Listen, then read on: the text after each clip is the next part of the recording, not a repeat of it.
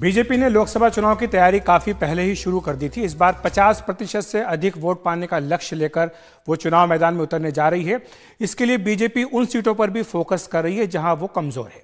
क्या है बीजेपी की रणनीति, ये आपको हम विस्तार से बताते हैं। इस बार बीजेपी ने तय किया है कि पिछली बार की तुलना में ज्यादा लोकसभा सीटों पर चुनाव लड़ेगी। चुनाव के ऐलान से पहले ही उम्मीदवारों के नामों का ऐलान कर दिया जाएगा।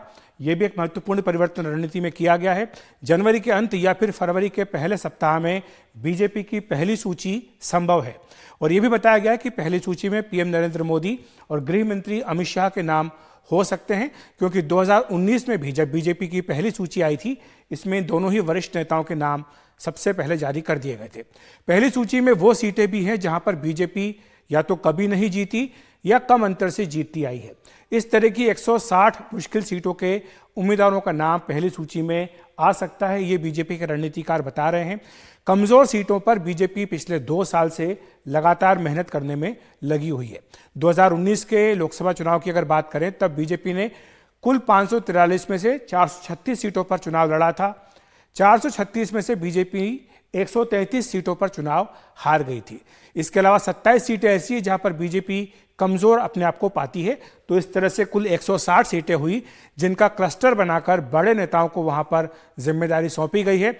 अमित शाह भी ऐसी सीटों पर उन्हें जिम्मेदारी दी गई थी कि पार्टी की हालत वहां पर सुधारें। बीजेपी ने इन्हें 80-80 सीटों के सी और डी कैटेगरी में बांटा है। 40 मंत्रियों को इन सीटों की जिम्मेदारी दी गई। हर मंत्री के जिम्मे 2 से 3 लोकसभा की सीटें आई हैं। महाराष्ट्र और बिहार में अभी गठबंधन के चलते कुछ सीटें इधर उधर हो सकती हैं। इस बार 70 पार और 3 बार से जीते सांसदों का टिकट भी कट सकता है। बीजेपी की कोशिश है कि नए चेहरों पर दांव लगाया जाए। पीएम मोदी 2024 में 50% से अधिक वोट पाने का लक्ष्य दे चुके हैं।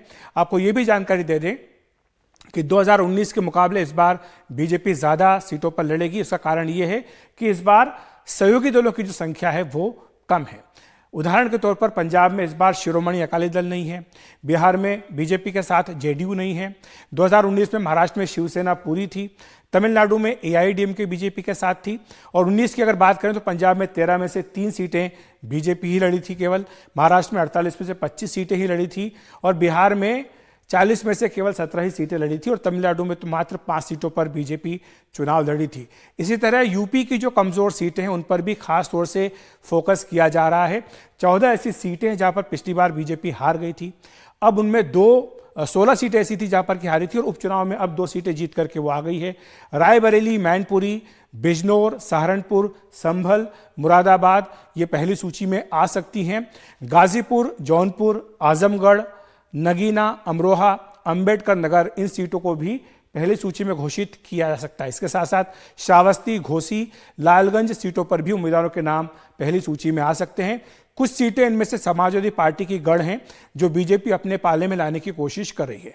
इसी तरह बिहार में भी कमजोर सीटों की सूची तैयार की गई है। नवादा, सुपौल, किशनगंज, कटिहार, मुंगेर, गया ये सारी पहली सूची में आ सकते हैं। ये बीजेपी के सूत्र हमें जानकारी दे रहे हैं। मध्य प्रदेश में छिंदवाड़ा सीट कमलनाथ का गढ़ माना जाता है।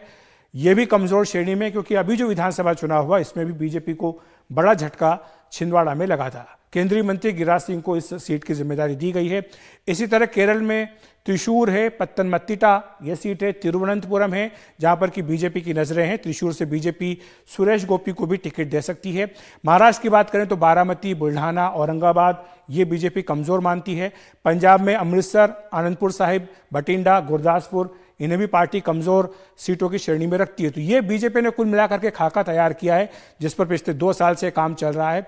और आपको ये भी बता दें कि पार्टी की राष्ट्रीय कार्यकारिणी और राष्ट्रीय परिषद की बैठक अगले महीने होने जा रही है दिल्ली में 16 से 18 फरवरी में।